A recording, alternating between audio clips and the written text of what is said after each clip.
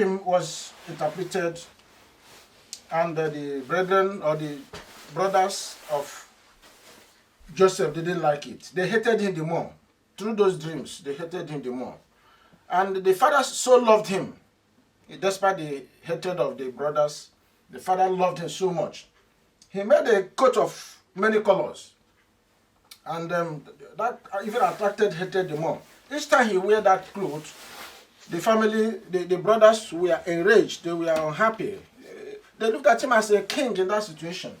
So as a result, they plotted to kill him. Now, occasion came when the father said, that is Jacob, go and help your brothers, give them food and water where they were tending the animals, because they were shepherds. Now, he went. When he got to them, they said, yeah, our enemy is coming. We are going to finish him today. Somehow, Reuben tried to save him, but unfortunately, Reuben wasn't there when they plotted to sell him to Egypt. So the plot worked for them. They sold him to the Caravites, the Ishmaelites, who were traders going to Egypt. Now, how much was it that they sold him? How much was it that Bible mentioned they sold him? 20 pieces of silver. 20 pieces of silver to which people? Those people were trading between Canaanites and Egypt. The caravan. Yeah, the Caravites people were the Ishmaelites. They were trading with the Midianites. So the Midianites, Joseph was sold to the Midianites, and from there Midianites sold him to Egypt. Now, the story continued from there. But there is interjection somehow in chapter 38. That chapter 38 introduced family life. Again, we see family life, which depicted the culture of Israel. Culture of Israel. Here we see certain things that Israelites were doing, and we see that law was in vogue. Law was in vogue during the time of patriarchs. Patriarchs, by patriarchs we mean Abraham, Isaac, and Jacob. So there was law that was going on. So law didn't start in Mount Sinai.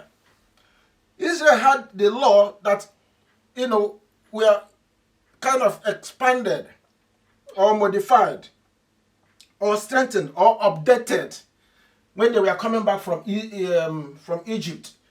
Now that law is the law that continues today. From Abraham, Isaac, in fact, we know that even from Adam, there has been law. Noah, there has been law, the law of Yahweh. Abraham practiced it. Bible specified that in Genesis 26 verse 5, said Abraham kept the law, the commandments. Isaac told the same way. Jacob did the same thing. So the law was not lost. Until today, the law is still existing, and nobody can deceive you, because this is why the world is sinking today. To preach that the law is destroyed, that is why destroy the law, there will be no earth. That is basic truth that average Christian man or religious person will contest. But that is the truth. If you remove the law, the whole earth will perish. And why the whole earth is getting tumultuous and crippled, dilapidating, getting to be sunk, is just because the law is taken away, removed from them. Now let's look at what we have in 38. Now, let's read briefly, and I will be doing some explanations. And it came to pass at that time that Judah went down from his brethren and turned in to a certain Adullamite, whose name was Hira. And Judah saw there a daughter of a certain Canaanite, whose name was Shua. And he took her and went in unto her, and she conceived and bare a son, and he called his name Er. So here we see that Judah had taken to a wife. Judah married. Whom did she marry? Whom did Judah marry? A Canaanite woman. Unfortunately, a Canaanite woman. A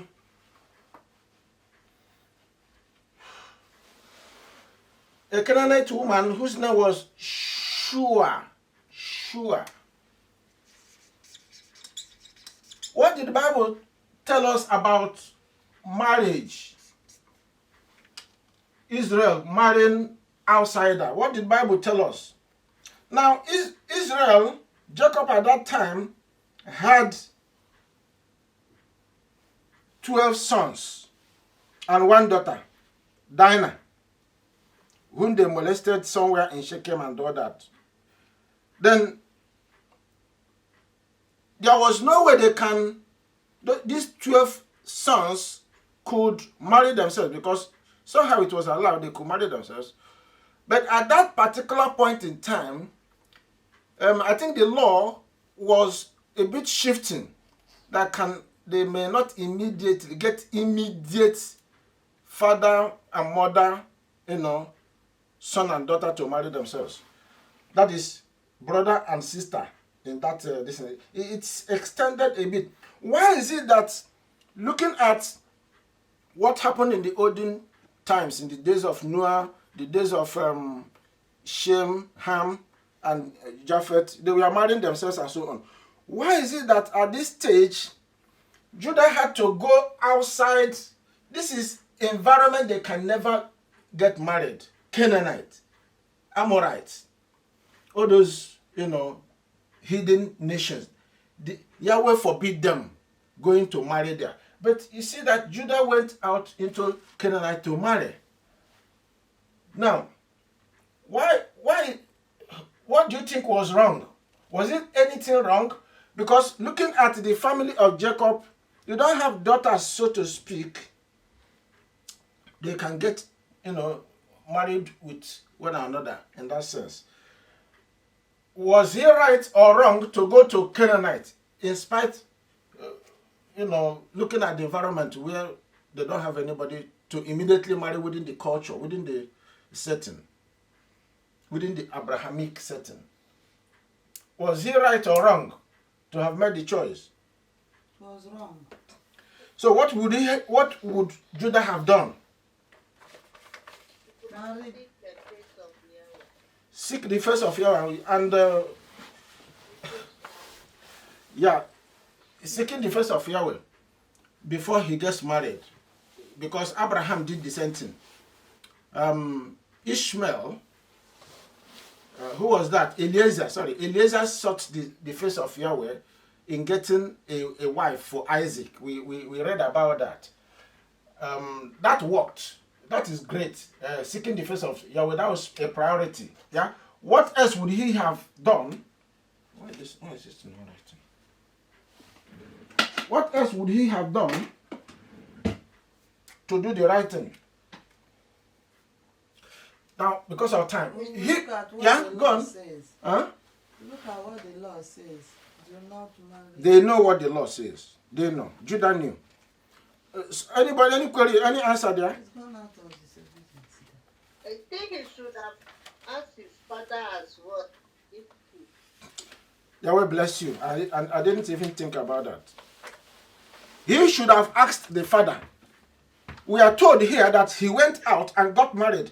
Jacob was not involved. We didn't hear Jacob intervening or helping him. They sort of like, some of those children, some of the Jacob's children, they have distance themselves from their father, and they see the danger. You can see the danger. Judah messed himself up here. Remember what happened to Reuben. Reuben, who was that again? Is it Simeon? Levi. Now this is Judah. the fourth one, who should have known better. Reuben had a problem. He slept with the father's concubine, and the father cursed him. Simeon and Levi gave their father headache by going to destroy the Shechemites, and that resulted to the father fleeing from that land, and the father was, not happy, and also he gave them a tongue of his mind. Now, the seniority went out from Reuben, Simeon, Levi, and Now Judah. entered in the hands of Judah. So Judah was to manage the affairs, the office properly. But here, I see Judah messing up again. Judah didn't consult the father when he was getting into his marriage. As a result, he committed what one would call a blunder. Bible didn't record it as a sin for him. I don't know why. But then, we are not judging Judah, but we are looking at their culture, because cultural pattern must follow sequentially. You don't have to break it. It's part of Yahweh's law. You must follow it. You will never intermarry or go to the Canaanite or hidden person to marry. That is absolutely important, even in this our day, that we must keep to the word of Yahweh in terms of marriage. Now, he went and married. Another thing he would have done, because if he had discussed with the father would have said, yeah, this is the stake for Israel, or for our life, our covenant way. We must not marry to the Gentiles. We must go. Why not say, let us go to Lebanon and seek a lady there? As we saw Eliezer, when Abraham directed him, go to my father's house. So within Abraham's father's house, within Jacob's Jacob's house, who was that? Isaac. In one way or the other, they have their extended family members here and there.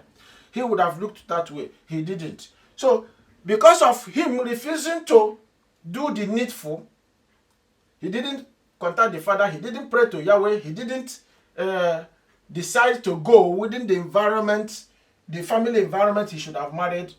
He stuck to his own brain, to his own head. Then you will see how silly mistake he will commit himself into, and that will bring real problem, and he will regret it. We see how he will regret it. Let's move on.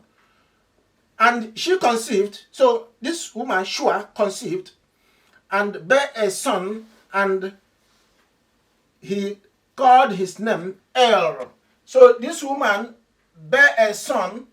We are going to see that this woman had 3 children. Er. One here is Er. So let's see how she proceeds with Judah. And she conceived and bare a son, and he called his name Er. And she conceived again and bare a son, and she called his name Onan. Onan. Now, here we are looking at the cultural values of Israel, what happened in their days, and how Yahweh acted or reacted to that. And she yet again conceived and bare a son, and called his name Shelah. Shelah. So 3 sons we have seen there, and he was at Chezib when she bare him. That's this last one. And Judah took a wife for Er, his first. So here, Judah, you can see that Judah has, Judah has come in to what? To choose a son. Now, what he didn't allow Jacob to do for him, he is himself doing it himself. And you see that he is going to get it wrong, because he has went out of the cultural value. What Yahweh put together, don't put it asunder. It's not only marriage, but this also affects marriage. What Yahweh has put, you see, Yahweh has a way of doing his things. If you say this is the rule of the one's life or family life, don't go outside it. If you step outside it, you encounter Gentile life. And the Gentile life is disaster. It's disaster. So let's see what is going to happen. Everything that is going to do going forward from here will be mistake, error, sin. That is what they're going to see. And that is the price of not obeying Yahweh or doing the things of Yahweh the way it's supposed to be. Where are we now? So the firstborn now, firstborn, or the first son, got a wife called who? Tamar. Who secured the wife? Judah. Judah the father secured a wife for the son, and the lady's name is Tamar. Tamar. And Judah's first son, was wicked in the sight of Yahweh, and Yahweh slew him.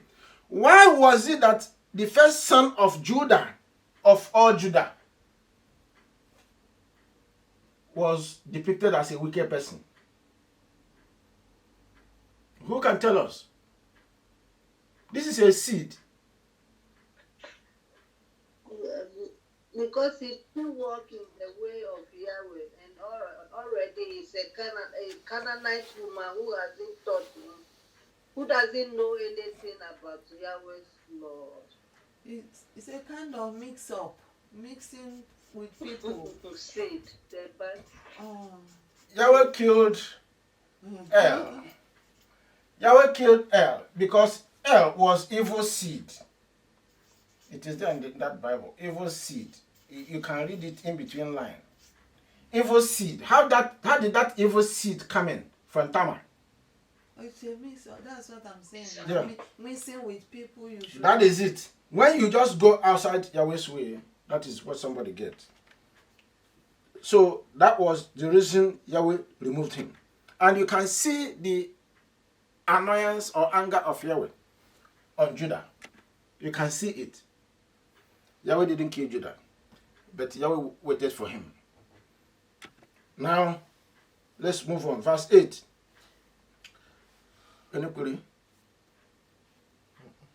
And Judah said unto Anan. Now, this is the culture of Israel here. The second son, who?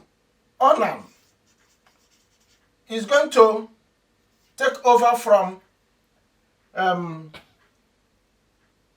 El. The younger brother is going to take Tamar, though not specifically as wife, but as a way of getting a son for El that is dead, so that his posterity will be alive. He will keep his posterity, his possession alive, so that his lineage will not be terminated on earth. Verse 8. And Judah said unto Anan, Go in unto thy brother's wife, and marry her, and raise up seed to thy brother. Now, here, if this young man, any child this young man will, raise, will be for the brother, the senior brother that died. Do not belong, the children or the son that he's going to get is going to be called El's son, not his own son. So when will his own son come? So it means there is a leverage for him to get his own wife, so that he'll give him his own son. Everybody must have his own son. That is what it means here. Verse 9. And Onan knew that the seed should not be his. Have you heard it? He knew that if you go and marry this woman, the brother's wife, no matter the number of children that they will produce, none will belong to him. So as a result, he rejects it. But you should follow the value that was in place for you at that time. You don't need to resist it. Otherwise, you will get yourself into trouble. And he did. And it came to pass, when he went in unto his brother's wife, he agreed, but he played a trick, that he spilled it on the ground. You know, sleeping with the lady, the sperm or whatever, he just threw it outside so that he will not cause her to conceive. Lest that he should give seed to his brother. He wouldn't want that to happen. And the thing which he did displeased Yahweh, wherefore he slew him also. So honor to Tamar again.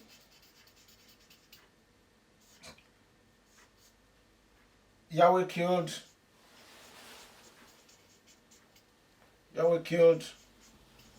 Onan.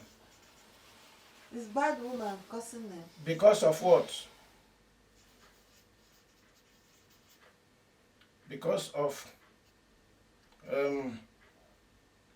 was he dishonest or what? What do we put there? Okay, he rejected or refused to get a child for the brother. And because of spilling his thing outside, Yahweh said, you will not live. Because procreation, you rejected procreation. So you must go.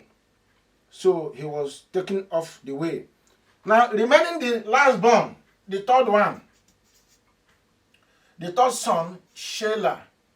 Shelah was to go to Tamar. But there was a problem here. Judah now hid Shelah. Judah hid Shelah from Tamar. So no. This boy may reject Tamar again, and what befell the second brother may happen to him. He will die. So let me play with Tamar. Let me say to Tamar, well, the boy is still young, and when he's grown up, you get married to him. See this Canaanite lady, very devilish, causing trouble, causing destruction in the family. Now, he's gone. And the thing which he did displeased Yahweh. Where are we? Number 11. Then said Judah to Tamar, his daughter-in-law, remain a widow. Just remain a widow. None of my son is coming forth now. Let's see what will happen. Remain a widow at thy father's house. Go to your father's house, remain there, till Shelah, my son, be grown. For he said, lest peradventure he die also, as his brethren did. And Tamar went and dwelt in her father's house. At this time, this young boy is about 20 or 20-something years old. So, what stops him from even getting married? But then let's assume he's still young. But did he want him to get in touch with Tamar, to sleep with Tamar, or to marry Tamar? Did he? Let's go on. Verse 12. And in process of time, the daughter of Shua, Judah's wife, died. Judah's wife died. Now, Judah's wife was Shua. She died, and Judah was comforted and went up unto his sheep shearers to Timnath. He and his friend Hira, the Adulamite. And it was told Tamar, saying, behold, thy father-in-law goeth up to Timnath to shear his sheep. Now, this man called Judah is going to commit crime. He's going to commit adultery. Though the wife has died, quite all right. Does that allow him or give him the leverage to be playing around, even to a prostitute? So you see how this Tamar is like, I wouldn't say Jezebel. No, not Jezebel. That's a lady that Samson married. Delilah. She was behaving like Delilah. You know, when the third son refused to meet or come to her, she now turned to a prostitute, you know, in the father's house. So she played it out to Judah, and Judah will be caught in it. Verse 14. And she put her widow's garments, this lady, when she heard that Judah was coming to her place, Now she camouflaged herself and put on the widow's, garments, as if she is still mourning the husband, or even the other second son that died. Well, that is understandable, but she did it to catch a stray man, which is Judah in this case. And she put her widow's garments off from her and covered her with a veil. It's like all that time she was in the father's house, she was always putting on, her mourning mood clothes, which was a widow's garment. But here, it's like she just took it off, dressed like a prostitute, in different, wonderful, whatever, eye-catching kind of clothes. And let's see what will happen to Judah. And wrapped herself and sat in an open place, which is by the way to Timnath, where Judah was passing. For she saw that Shelah was grown, and she was not given unto him to wife. When Judah saw her, in the place she just stayed by the side of the road, and was hacking them. highly dressed like a sophisticated prostitute, a man that has that kind of mind will easily fall prey. Now, when Judah saw her, he thought her to be an harlot. Judah even knew that even harlot can position herself, and that person can be a harlot. So what was going on in his head? Let's find out what was going on in his head. He thought her to be an harlot because she had covered her face. Even harlots, they cover themselves, pretending as if they are virgin. Oh, let's see. Verse 16. And he turned unto her by the way and said, Go to, I pray thee, let me come in unto thee. For he knew not that she was his daughter-in-law. And she said, What wilt thou give me, that thou mayest come in unto me? So let us go by this booker or whatever, hotel or whatever that was available around there, and let's enjoy ourselves. So here, the woman knew Judah. He knew that the person that is at that moment, Judah didn't know that this lady was her daughter-in-law, because she had disguised herself so much. In fact, Judah expected her to be in a mourning mood, in that sackcloth, black cloth, or whatever cloth she's supposed to be into. But here, it's like a gentle lady, young lady, dressed in fantastic prostitutorial way, because discovered that she was a prostitute. Her voice. Voice may not matter. She may disguise herself. She was disguising. Everything was disguised here. Verse 17. And he said, I will send thee a kid. Now, this lady has requested, Tamar here, Tamar to Judah in what? Adultery or fornication. It's adultery because these are two married persons. Now, I think she was revenged. Tamar requested for what? Gift. For gift before they will go and do their thing. Now, she requested important thing, goat. She requested for goat, and she requested for ring in the man's hand. This is evidence that when she knew the law of the land, that because at the end of the day they will discover she was pregnant. She will tell Judah, I'm pregnant, and that and that. And Judah will say, who pregnanted you? Who is the man? And all that. And the course of the law will take place. Somebody will read the law and she will be stoned. She will die. Even at that time, that law was in existence. So she protected herself with a gift. Animal was in her heart. She wanted to eat animal. That is okay. Judah was willing to do that. And a very signet and the bracelets. Bracelets. Okay, those 4 things. At least those are evidential proof that the man is in trouble. 19. And she arose and went away, and led by her veil from her, and put on the garments of her widowhood. So after that, she put on the widowhood something garment. And Judah sent the kid by the hand of his friend the Adulamite to receive his pledge from the woman's hand, but he found her not. So when Judah came, Judah had given all the things that was in his body, the ring, the bracelet, and everything had been given to her, but God wasn't with him. So later Judah said, okay, my friend, the Adulamite, take this to the woman at that spot. So by the time the messenger, the friend messenger got there, Tamar has left. Now, verse 21. Then he asked the men of that place, saying, where is the harlot that was openly by the wayside? And they said, there was no harlot in this place.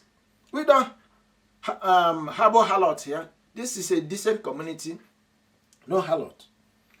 And he returned to Judah and said, I cannot find her. And also the men of the place said that there was no harlot in this place.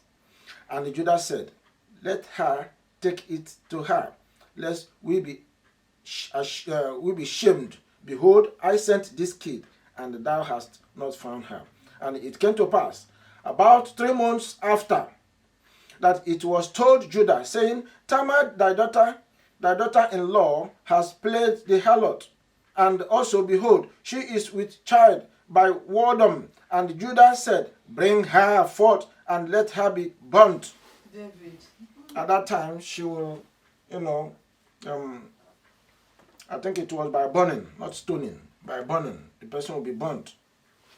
Leviticus 21, verse 9, and Deuteronomy 25, verse 5. So these laws played, and these laws were taken into, Yahweh recorded it in Mount Sinai, and it was, Leviticus wasn't, what happened in Leviticus, Deuteronomy was what happened in Mount Sinai. That means these laws have been in existence. That if a lady who had married, in a way lost the husband, and stray, get pregnant, it will be assumed that the lady was, prostituting. It will be assumed that the lady had gotten the baby by, immoral means. Therefore, that woman must die. When she was brought forth, she sent to her father-in-law, saying, by the man whose deeds are, am I with child? And she said, the son, I pray thee, whose are these? The signet, the bracelet, and staff. Now they brought her and put her into judgment. Come and tell us, you woman, you are asked to stay in your father's house. How come you are pregnant if you've not been prostituting? Defend yourself. And now she brought all those things, which, she collected from Judah. Then tell me how Judah will escape it. Tell me how Judah will escape it. Evidence. Verse 26. There's a proof or evidence is important in every allegation. Without that, you can't make headway. And without that, somebody cannot escape the wrath of judgment. And Judah acknowledged them and said, she has been more righteous than I, because that I gave her not to Shelah, my son, and he knew her again no more. Now, the end of the judgment, or the end decision that was taken, was that when the evidence were laid, Judah now confessed that he is the one that had her. He is responsible for the baby. It was his fault. He has committed himself adultery. Now, This is unfortunate. Why did he hide? Because now he is blaming himself. What Shelah did was wrong in the first place. Now, can two wrongs get a right? Two wrongs cannot in any way fathom a right. But out of the two wrongs, one must be more detrimental. Judah is to be queried here. Judah, why did you go to this woman? You are an Israelite. In the first place, you are not entitled to go and sleep with a prostitute. Even when your wife is not there. That wouldn't give you excuse to sleep with a prostitute. And secondly, Judah, why did you hide Shelah? Because Shelah would have gone to Tamar. And this vacuum, this space wouldn't have occurred. Shelah would have gotten a son for the brother, heir. But you didn't permit it. And that's why he made that statement in 26 there, that he acknowledged them, all that the woman said, all that the woman brought out, all those evidence. She has been more righteous than I. So here, Judah confessed that even Tamar is a saint compared to him. The two wrongs, Tamar and Judah. At the end, Judah opened his mouth and said, the woman was far better, was righteous, that he is the guilty man. So what did the law predict or provide for the man who has committed this terrible sin? The Bible is silent. We can't find it. It's not here. We are not judging. But here, it's like in John chapter 8, verse 1 to 11, where the Jews accused a woman of prostituting, and she was caught red-handed. Then where is your evidence? Okay, the evidence is the woman committing the, but where is the man? None was found. So the case died there. Yeshua said the case is finished. We couldn't we couldn't bring evidence, because the man would have been the person that they would have brought, and also credible witnesses. There were no credible witnesses. So if you don't have credible witnesses, if you don't have the man, how can I judge? So Yeshua queried and said, woman, where are those? Because Yeshua said, if you do not look at the law, the Torah, and see where you have faulted, then you take stone and stone this woman. If you have that fit, try it. Now, one by one, they dropped their stone because they couldn't do that, because they have breached the law themselves. There was no credible witnesses. They didn't take the matter through the process of the law, whereby they have to be organized. Here, there was a kind of organized forum where the woman was judged. The woman was brought to a constituted body to be judged. But in the case of the woman that committed adultery in John chapter 8, there was no something like that. Nothing of such was done. They ran straight to Yeshua and asked him to judge. So they bypassed the law and ran to Yeshua. And Yeshua said, well, since all of them has dropped their stone and left, I too cannot judge you in this case. But go. Yeshua didn't ask her to go to continue in her sin, or go that you are not guilty. But Yeshua was saying that the law has to be followed. The due process of the law must be followed in everything we do. And that is what our time should be saying or preaching. That the law of Yahweh must continuously be followed, or else we will put ourselves in jeopardy. And let us look at Judah again. Judah looked as a saint in the initial time. He said, oh, this woman has sinned, this woman should die according to the law of the land. And Leviticus 21 verse, let's look at that, something that, Leviticus. Let somebody read for us what the law of ancient was. Leviticus 21 verse 19. Leviticus 21 verse 19. What was provided there? And the daughter of my priest, if she profaned herself by playing the whore, the harlot, she profaned her father, she shall be burnt with fire. So this is what Bible recommends, that anybody that commits the kind of crime or sin or adultery that Tamar committed should be burnt by fire. So it was by fire, not stoning. In John chapter, in Mount Sinai, what obtained was stoning. So burning was changed to stoning. Now, also we saw in Deuteronomy 22, 21 to Deuteronomy 22. Deuteronomy 22, 20 to 21.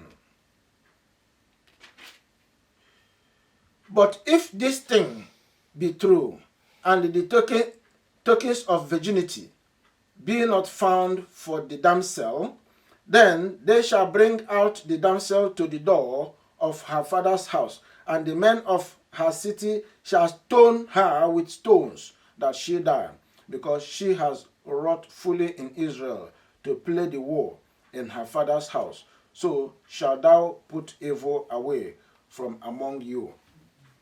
Any lady that is in her father's house that play the war, that goes into fornication and adultery, is subject to death. Somebody will say, it was in those days. It was in the ancient. It was in the patriarchs. It was in the time of Moses. It does not obtain now. Yeshua said, no, it obtains now. And anybody that is caught or live in that life, when Yeshua comes, will miss the kingdom. That is express. That is express. So let's look at, again, I made a little note. Leviticus verse 18-15. Tamar. Tamar was guilty. Leviticus 18 verse 15. Leviticus 18:15. Let's see. 18:15. Thou shalt not uncover the nakedness of thy daughter-in-law. She is thy son's wife. Thou shalt not uncover her nakedness. Thou shalt not uncover the nakedness of thy brother's wife. It is thy brother's nakedness.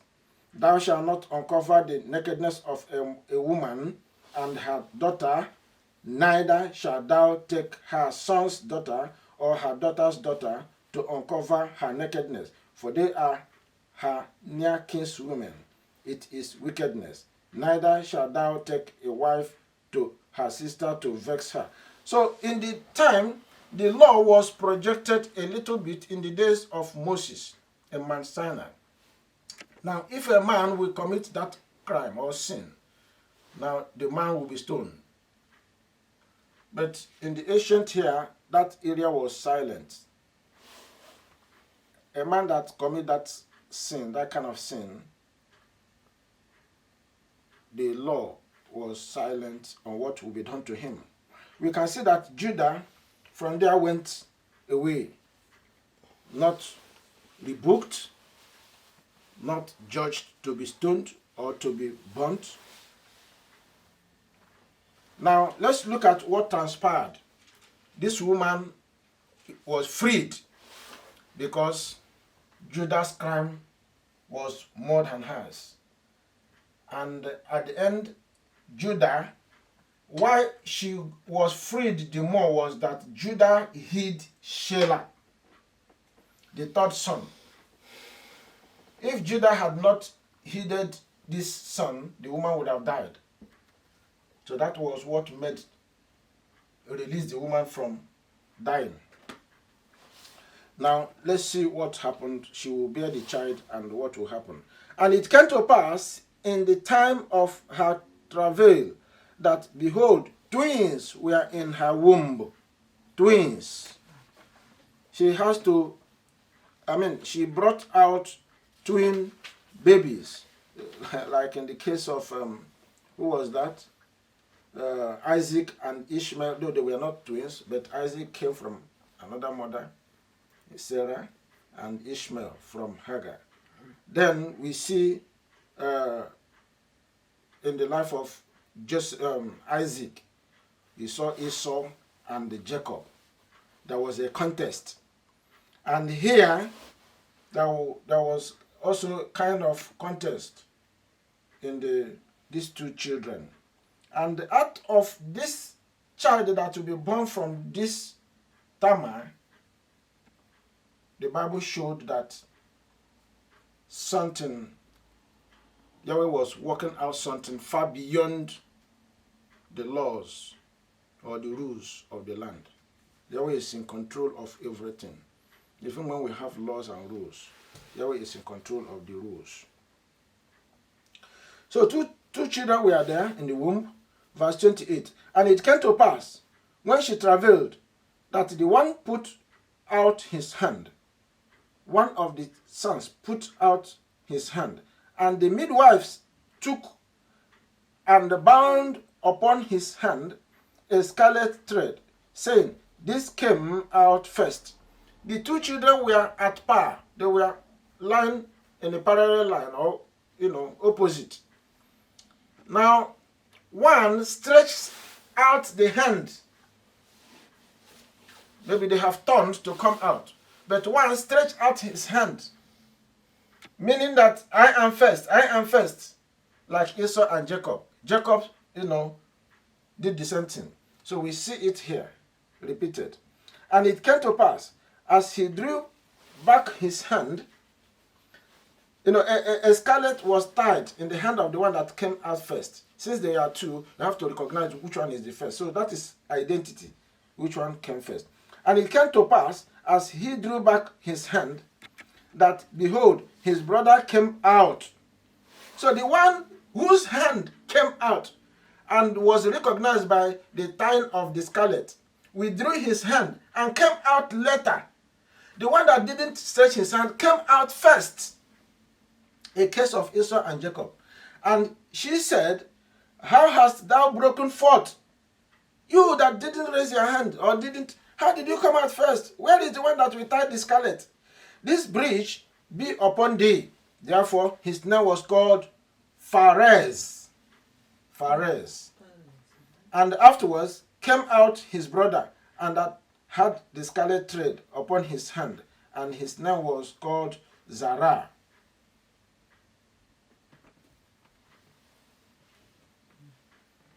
Right. Something happened. The first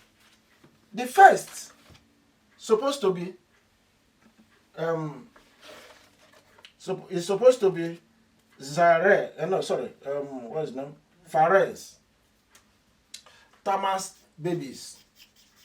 Tamar's twins. The first, Pharez. And the second is what? Zara. Now, we are told that which raised the hand? Zara raised the hand.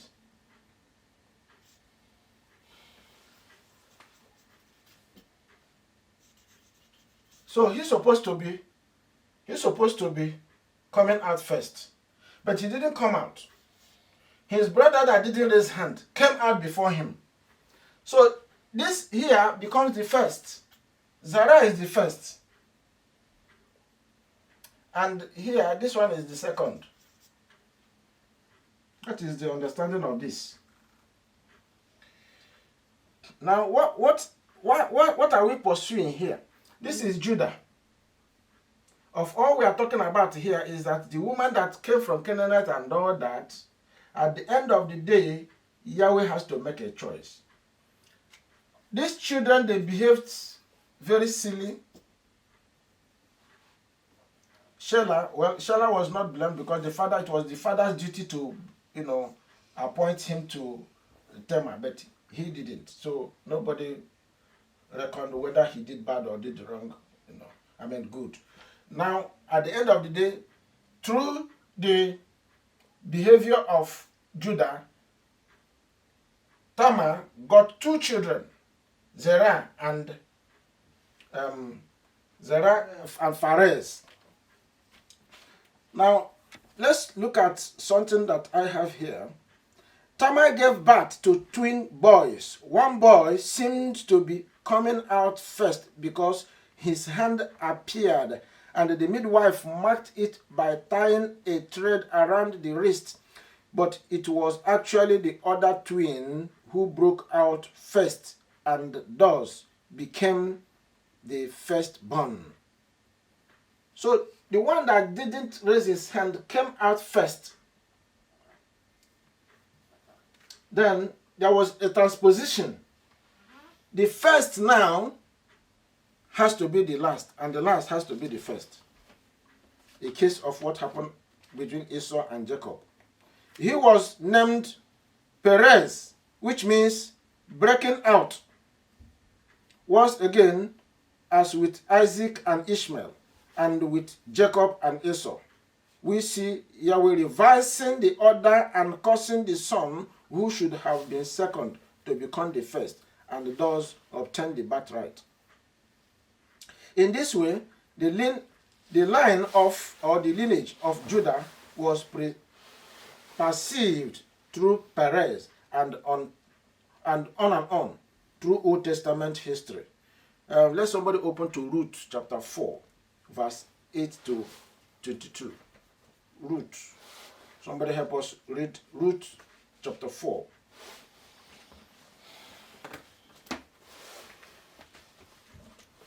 From 18 to 22. Let's see what happened there.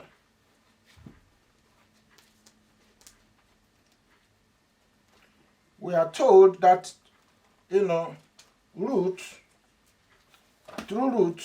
our Messiah came. And this is the lineage of Ruth at the end of the day. Ruth chapter 2 verse. Chapter 4, 18 to 22.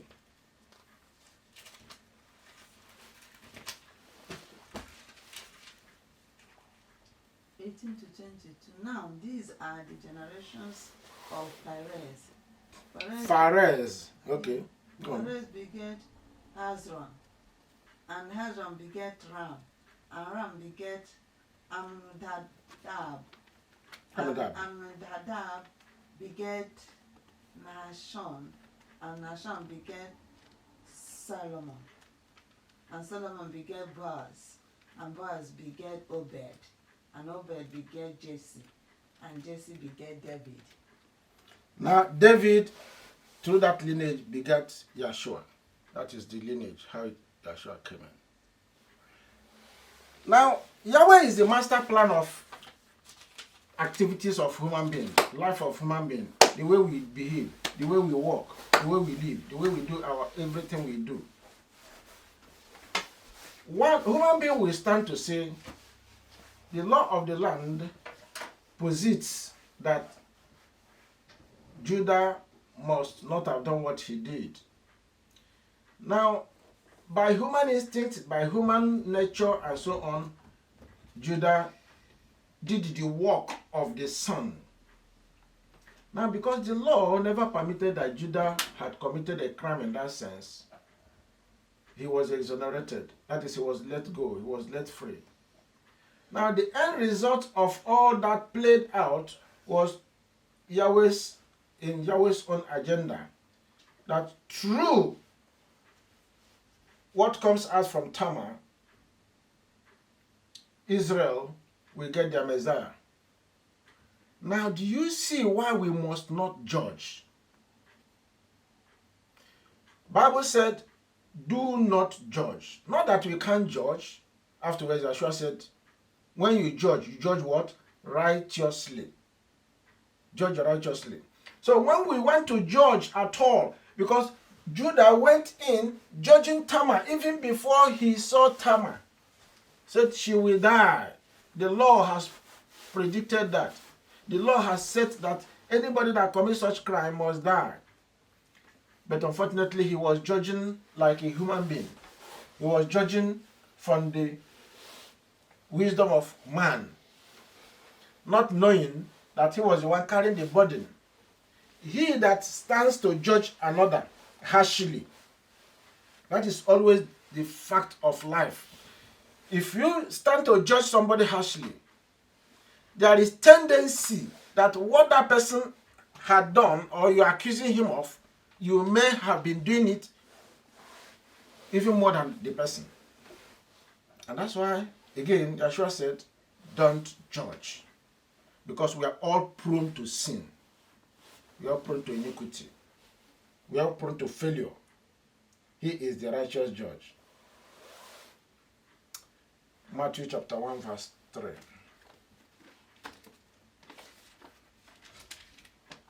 Matthew chapter 1 verse 3.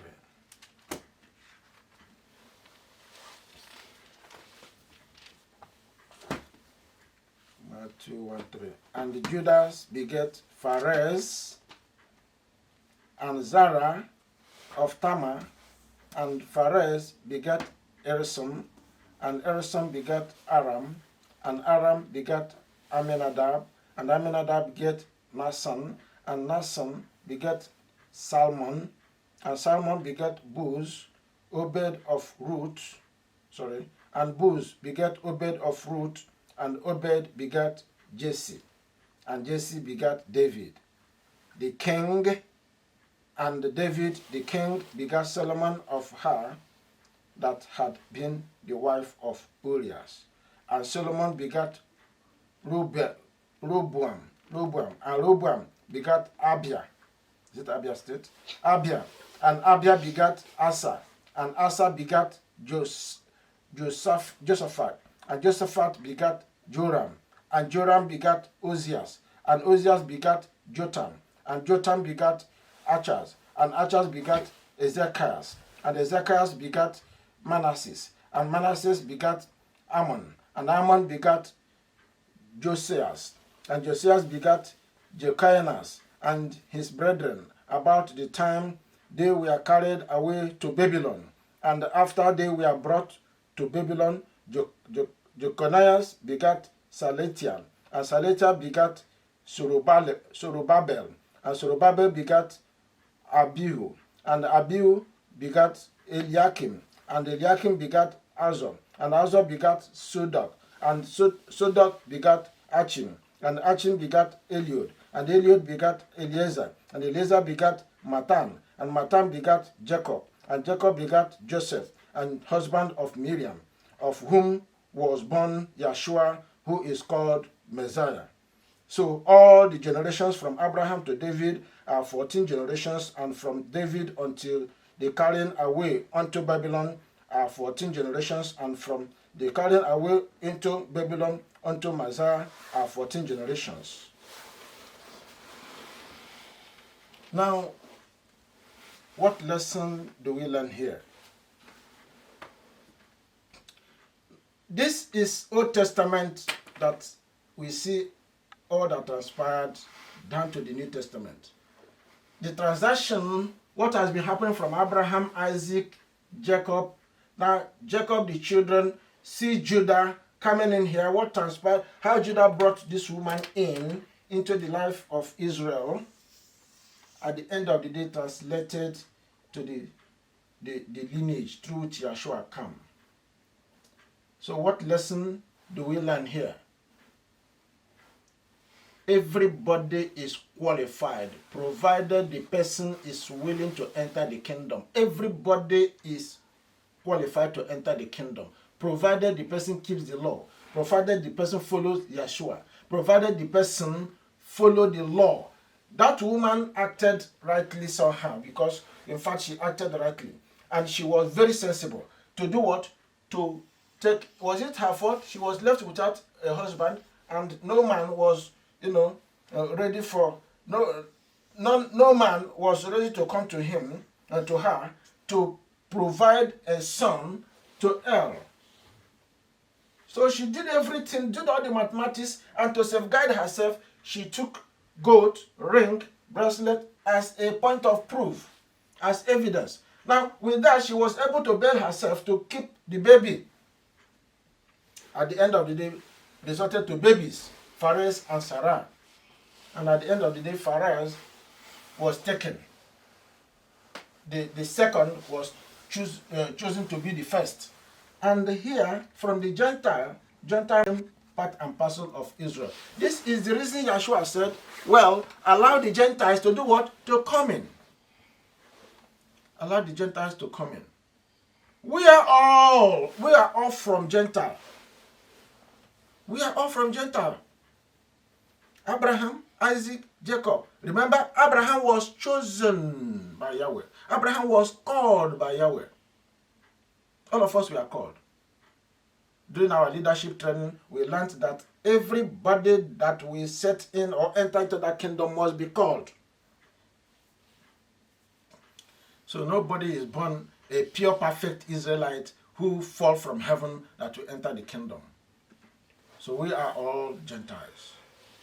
But after being called, we remove the robe of Gentile and become children of Yahweh. We become Israelites, the chosen race, the covenant-keeping race. So this chapter 38 of Genesis tells us we must be careful to discriminate against others. We must be careful against judging people when we don't have evidence, when we don't have knowledge of what we are to judge. Yahweh has all the material facts on ground. There are things we do not see. There are things that we do not know. We may be judging when our mistakes are, surrounding us, when our shortfalls or shortcomings are, bearing witness against us. Yet we are judging somebody. That may be a very serious mistake. So here, Yahweh is saying, open your hand, open your heart, open your mind, and look unto him for everything. What you say must be from his word. If Judah had been very careful to look at the word of Yahweh, his judgment would have been perfect. But he didn't do that. And he would have done the right thing right from the time that he himself went out to look for a wife for the son. It would have been the father, Jacob, that would have done that. As all these things were happening, Jacob was still alive. Jacob was still alive. So why was he sidelined? So he entered that. But at the end of the day, Yahweh decided to do what he wanted to do. At the end of the whole story, Yahweh, picked the person that qualified. Now, we must not break the law. That's another point again. Because once we break the law, the cost of the law must follow. The requirement of the law must be fulfilled. And that is why trying to follow the way of the law, if you follow it and follow it completely, you gain righteousness. You gain what is called righteousness. And the Gentile Christianity will say, nobody can do the law, nobody can follow the law, nobody can be righteous. Not to follow the law is not to be righteous. Is to remain unholy. To follow the law completely and do them as it is required is to obtain righteousness. The Gentile churches said, no. Righteousness is not by the law. I tell you it is by the law. Because now what happened in these latter days is that Yeshua now came. Say, okay, embrace what? The law. Embrace it. Because he himself is the end of the law. End of the law. What does that mean? He is the purpose of the law. The law is him. He is the law. And why he made it... Now, why the law is something that we have to embrace in order to gain righteousness. We are not gaining righteousness because we obey the law. Just because we embrace Yeshua, he is the substance. He is the law now. Now, what Yahweh worked out in Yeshua is to, through the spirit of Yeshua, usher us what is called the fruits of the spirit. Now, it's the fruits of the spirit that empowers us to obey the law. This is what is missing in the life of Christianity and in the life of the Judaism. That is what is missing. Because they didn't pick this aspect of the fruits of the spirit, which is found in the law, which is also Yeshua himself. the very purpose of the law, the end of the law. That if you now follow Yeshua, you are doing what? You are following Torah. You are following the commandments. And that's why Yeshua said, if you love me, keep my commandments. If you don't keep the commandments, you don't love him. You don't belong at all.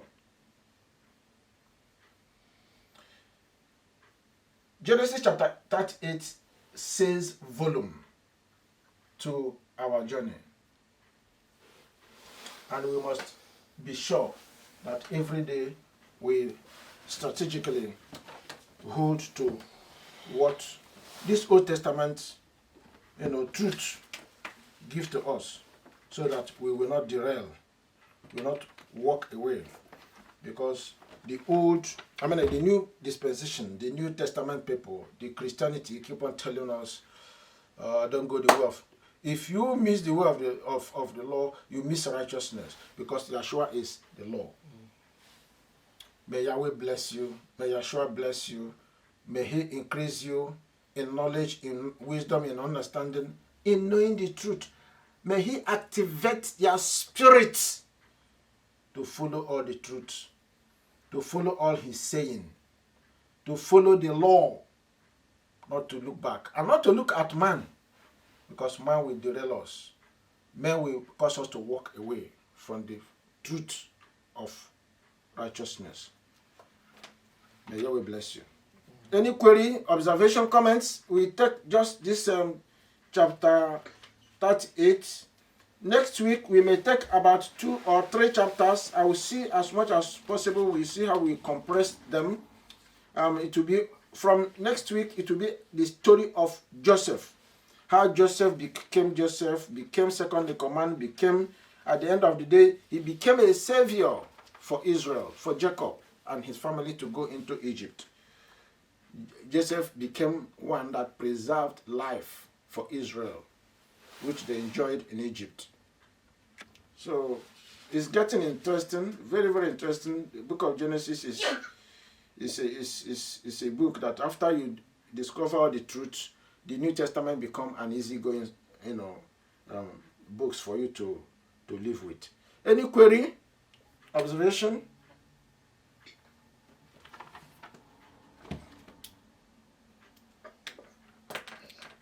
Hello, are we there? Yes, we are. Yeah. So it means Yahweh allows or agree with what Judah did. Does it mean Yahweh agree with that? By sleeping with Tamar? Yeah, the son's wife. Because he refused to give the little one to the last one to the Tamar. Well, Yahweh don't condone sin. Because even nobody is judging Judah here, but Judah himself confessed that he has sinned. But even the woman was even righteous. The woman that was supposed to die, what she committed was could have earned her death sentence. But there she was. She was exonerated because of the evidences she collected. Now, Yahweh allowed it because Yahweh, by his mercy, spared Judah. And by Judah, incidentally, the very kingdom that is called today the kingdom of Yahweh. From there, Yahweh is going to enthrone his kingdom. He's going to enthrone his power on earth. The name Judah, Yahweh allowed it to exist. All the sons, our failures, if Yahweh will judge us based on our failures, nobody will enter the kingdom. We have all fallen, we have all failed. We see the grace of Yahweh working Not only in Judah. We saw Reuben, we saw Simeon, we saw Levi, we saw Judah. And all of them, virtually all of them. The only child that amongst the 12 of children of Jacob that was exemplary was Joseph. Bible didn't talk much about Benjamin, but Joseph in particular was extraordinary. So in every family you see something like this happening. Now, the lesson we must learn is that we must be very, very careful, because to some people the grace is so much. To some people the grace is virtually not there. Do we get that? Some people may have the grace far better than the other. That is, the love of Yahweh may be so much tied to some people than others. All these twins we saw in the family of Abraham, 2 children came out, Isaac and Ishmael. Isaac was chosen. We saw in Isaac the 2 children, Esau and Jacob. Jacob was chosen. We saw in Judah again 2 children, and Pharez was chosen in place of Zerah. All these are love of Yahweh and grace of Yahweh. And Yahweh sees inside the spiritual side of man, that man mostly man do not understand. So Yahweh understands that far. Even the physical side. Some of our physical area we don't even understand. Yahweh understand. So with that, with all the wisdom of Yahweh, he can keep who he wants to keep. And that's why Yahweh told Moses, I choose whom I want to choose, and I keep whom I want to keep. And he asked, can we judge him? He even made a case of a clay that will not judge the potter, the maker of the clay, turning it into pot and whatever. You can't judge. So by the wisdom of Yahweh, Judah was kept. He was, but if the law has to take its course, Judah would not live.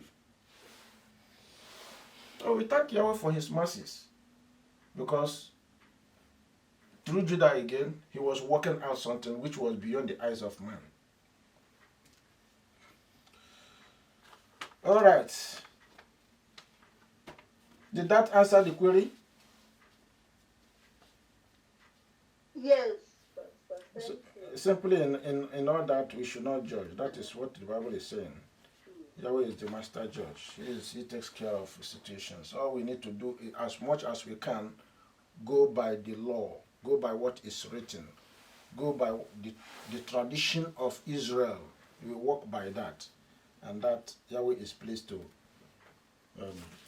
do those things we do not see, those things we do not know, because in everything he has a master plan for it. I will love you, Yahweh.